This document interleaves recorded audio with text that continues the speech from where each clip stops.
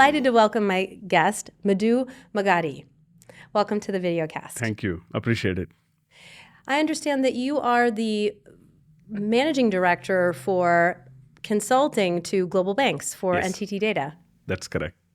So I joined 3 years ago. My background is only financial services, banking and financial services. I don't know any other industries. So it's you can say super niche in that perspective. I grew up as a technologist, become a product expert, then built banks, part of bank employee leadership, and then did a lot of consulting work, lot of specification work across the globe. That took me almost 25 plus years of industry experience. Last decade, I have delivered close to $2 billion worth of savings to top 100 financial institutions. Wow. Well, I would love to find out more about how you did that, but for today we're talking about innovation. And I understand that you have some thoughts about the trends in the industry and especially in financial services and banking. Absolutely. See, innovation is many times is kind of a misnomer in financial services industry because it tends to become conceptual. But innovation in my mind is very real, and that's how I applied. And most banks would like to see the results coming out in a very short intervals of time. Like say in 90 days, through innovation, can you prove certain proof points, right? Or solve some problems. So when you look at market trends, there is a market showing recovery in 2024. Oh, wonderful. First off, I would say is more towards more probabilistic problems leveraging AI. In the second half, you will see more fintech and then more GRC, that is global risk and compliance, and also blueprinting work, which is setting up roadmaps, technology roadmaps, product roadmaps, and bringing innovation as part of the DNA of those, right? That's what I see. What a rapid recovery. Correct. And innovation seems to be key to that. Absolutely. It is in the center of it. And also innovation has to be solving a business problem, leveraging technology, and easing operations pain. If these three are not clicked or checked, then it doesn't reach the desired results, right?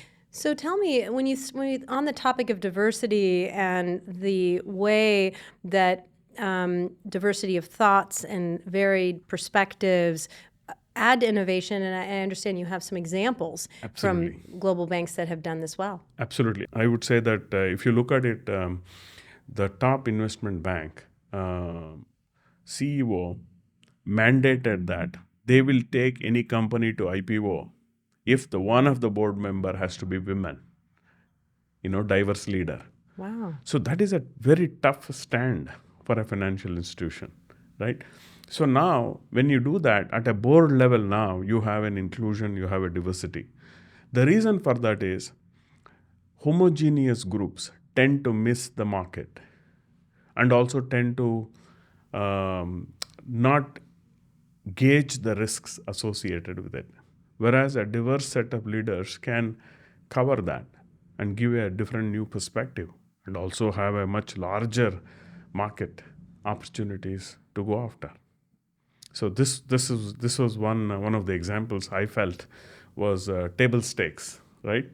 Type of a phenomena that happened. Now everybody is following it up. Amazing. So what new opportunities does that bring? Does it open up underserved markets? Absolutely. I would like to quote, I think this is many leaders have said it. So when you look at M-Pesa, a digital banking service made it available for Kenyan population. That was a groundbreaking because there was no access to banking. Oh. So through the M-Pesa, Kenyan populace is served with the basic banking needs at wherever they want. So that really helped them to make a huge transformation. So today, in excess of $5 trillion exchange happens through M-Pesa, which Wow. is really incredible. Yeah. And this comes from the focus on diversity and Exactly. underserved markets and looking at areas of the market that wouldn't have otherwise been looked at. Absolutely. See, in my mind, diversity is one, women, second, ethnic groups. They're under leveraged, under not served. So those type of things. If you look at a couple of other examples, like Greenwood is a financial services for Black and Latino communities, and made a tremendous impact. And one other one called Elivest, which is a specific for women investors. Now, when you see this, so these are all very real innovations, solving a problem in the community where we live in, and making tremendous contributions to it. It's wonderful. So, what are some of the tech-driven innovations in fintech? I understand Chime is an interesting story. Correct. See, Chime is it's a very interesting story on two fronts. I was speaking in the Mobile World Congress a couple of weeks back on mobile ambient banking. So Chime, qualifies there, and it's a digital only bank. It enables. I think tagline is uh, deliver your promise, right? So when you look at Chime, it opens up inclusion aspects of it, anywhere, anytime, all the time type of service, right? Very much needed. And fintechs are also now, if you look at it, they are bringing diverse leaders, investors into their portfolio, and which is helping them to unlock the market perspectives and also better position their products, right? This is what it is doing, and it is probably a mindset which they had was more on focusing a particular segment of market. Now they are expanding across the board. Very interesting trends and also perspective that you're bringing to this industry and this time from an innovation perspective. Curious if you can share with the audience a little bit about your practice and how NTT Data works with clients. Absolutely. So NTT Consulting grew up through acquisition. Gallagher and Gallagher, I think I may not be saying the name. So CG we call. So we acquired Dell Services, and then the financial services industry consulting started. Is part of consulting, which is across industry. In the financial services industry, we have cards and payments, we have lending, which covers both commercial and consumer lending, we have wealth management, we have core banking, then we have capital markets, which is in the emerging state.